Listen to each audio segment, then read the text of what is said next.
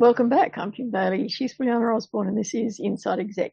Today we have a case study with us that Fulyana is going to outline. This case study is from someone who said, I am fortunate enough to be working for a manager who is brilliant, so is the management team, but I feel they're not good leaders. My manager and the team, the leadership team are not good leaders. How do I tackle that? I think with this, the answers are all, from me, all questions. Yeah. The questions are to consider. First of all, we need to know the organization and its context. So is this a huge, well-established organization? Is it a startup? Is it a new group? It sounds to me like it's a smaller organization, so that we have to make assumptions before we go ahead. The other thing is the question I would ask is interesting that use the term brilliant and poor leaders. Intrigued to know is what's brilliant? Why are they brilliant, and how would you describe that brilliance? And what is poor leadership? And what do you expect, the listener? What do you expect from good leadership, and what does that look like to you? These are starting points. Yeah, so I have another question that is about, are they not good leaders or are they not good managers? Because they're two different things. Yeah. We can talk about both, obviously, but I just wonder whether we throw the term leadership out there looking for a place to put responsibility. Mm-hmm. Whereas if we're talking about managers, then they've got a bit more of they have a bit more of a hands-on approach to what is being done. Mm-hmm. And when I hear that term leadership coupled with brilliant at what they do, then to me they sound like they're subject matter experts, for want of a better phrase, and that they're very adept and skilled at that knowledge base, and they've been thrown into an environment where that's not used as much as these other human type skills that need to be used, and that there's perhaps no time for them to get the training. Perhaps they're not interested in being leaders, managers, whatever else it is. I'm doing the air quotes with my fingers as I say it. Yeah. It's an intriguing question, because I think we, nearly, I'll say it now, 9.5 years we've been doing this podcast. It's 10 years in June next year. And constantly, in all of that time, we have circled back to the difference between leadership and management in all sizes of organisations, in all types of organisations. So it is an ongoing issue. It is an area where I think we increasingly, because of the changes to the way we work, we have experts who have small to medium-sized organisations. They kick off and they run away with themselves, and you get all of the support staff to make things happen, hoping that somehow the management of all that will fall into place because you know everyone, you've grown with them. And I'm sure we had a guest a little while back who talked about the difference between managing a startup and managing an established organisation, and the difference between leading those two types of organisations and being the entrepreneurial leader. You can't be an entrepreneurial manager necessarily. I don't think, in my definitions anyway. So it is a very interesting question, because of what you've identified is that they're brilliant at something that they're doing, but not so good at the people side of it, shall we say.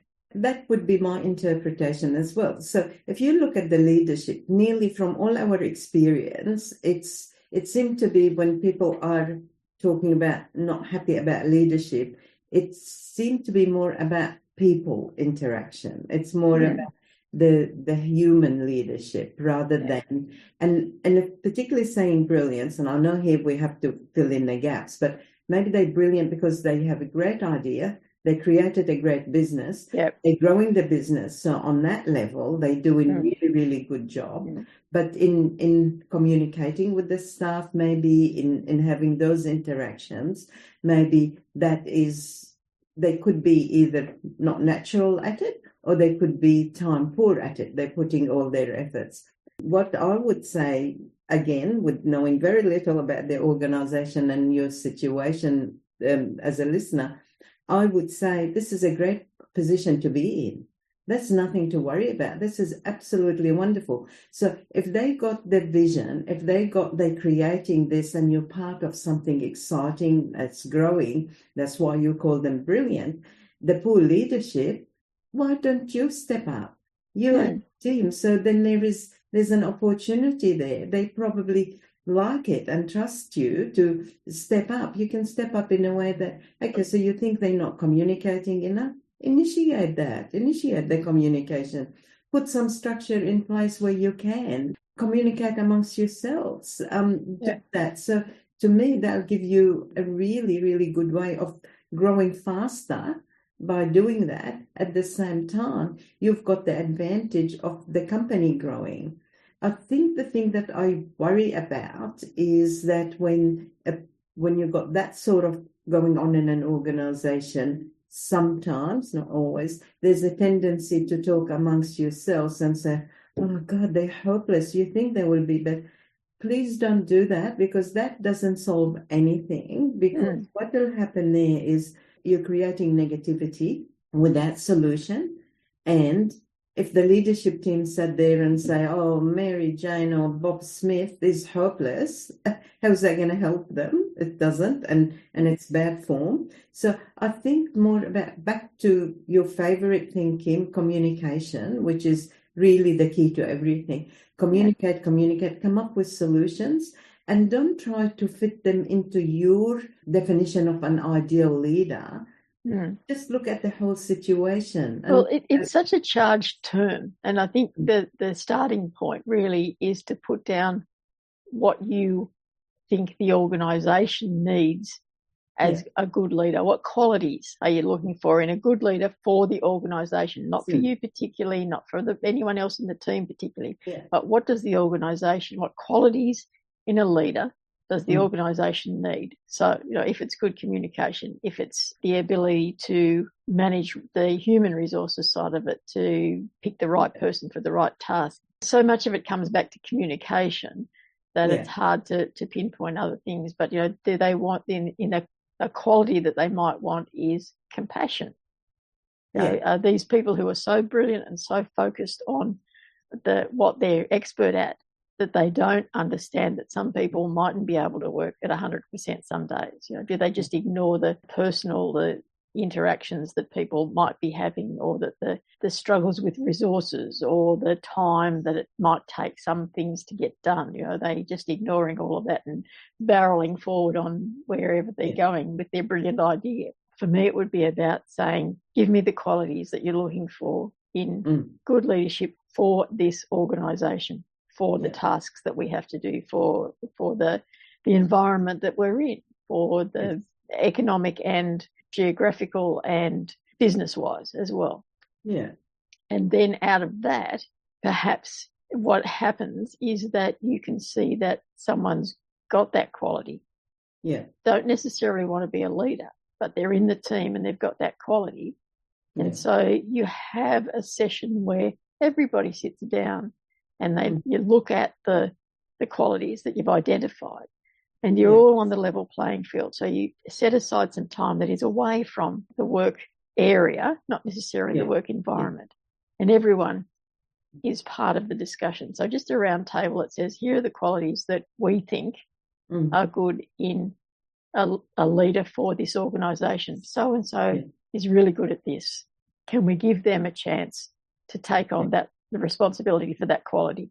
Because you can't, I don't think that if you've got someone who's brilliant at a particular thing that is the basis for the business being there, which sounds like it is, you can't change them into being a manager or a leader. Because if they wanted to be that, they would have developed the skills along the way. So you have to show them what the skills are, and they might pick and choose the skills that they'd like to develop. But I know I'm working with an organisation at the moment where there is a managing director who I genuinely don't think will ever be a manager or a leader, because he's just not interested in the skills that are needed in those kind of roles.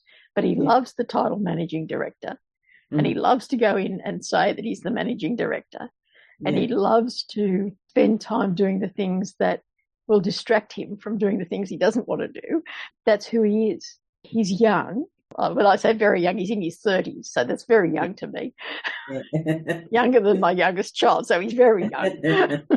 And I've been doing this for longer than he's been alive. So that's one of the reasons that he wanted the help. But I'm at a point where I'm going to have to say to him, unless you want to do these things, unless you want to be this person that goes with the title managing director, there's no point in you trying to fill out the day.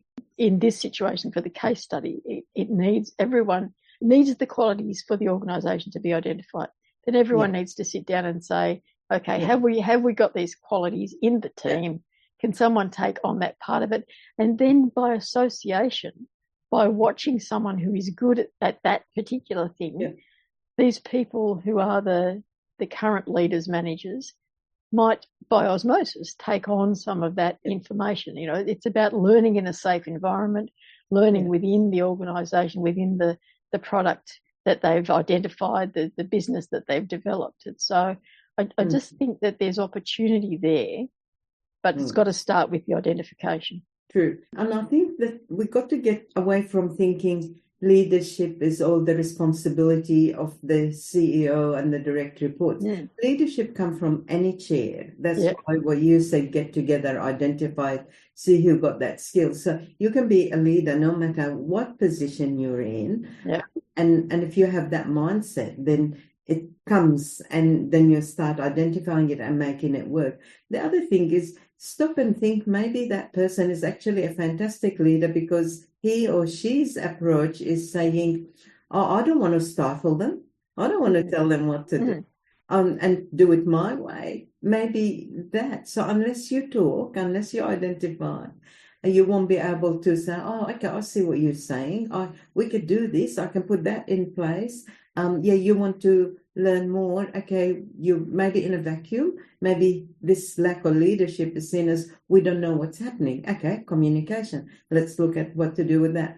Lack of leadership might say, well, I don't know if I'm doing okay. There's no feedback. I don't know where is my next career steps. Okay, now we know what it is. Who's going to do what about that?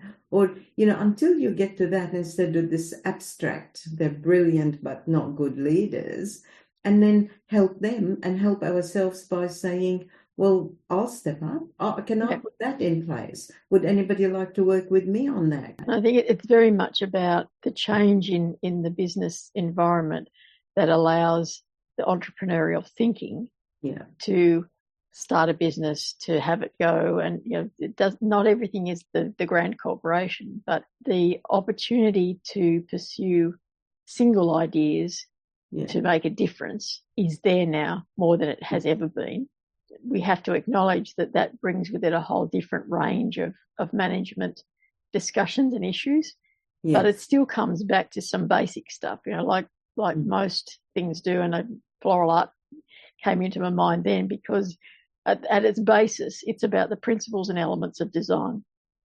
And they apply to absolutely every design genre that you can think of, not just floral art, not just art, not just engineering, not just architecture. So, they're in nature as well. So in this instance, I think we've got to go back to the principles and elements of management and of leadership as two separate things, because they are two separate things, and then just look at the qualities and then have the discussion about who's got these qualities. And if you haven't got them, if no one in the team has got them, but you think that they're important, then find out how you can get them or how you can learn them. Someone might be keen to develop their skills in that area and then share them with the rest of the group. And what it does is brings everyone together thinking we're moving forward. We're focused on this goal. We're helping one another. We're helping the organisation. We're not picking holes. We're not saying you're not good at this and you need to fix it. It's everyone taking responsibility and everyone being part of the moving forward. Yeah. Oh, good. She's got nothing more to say. Well, on this topic anyway. Let's not kid ourselves. All right. I'm Kim Bailey. She's Fulyana Osborne, and this is Inside Exec.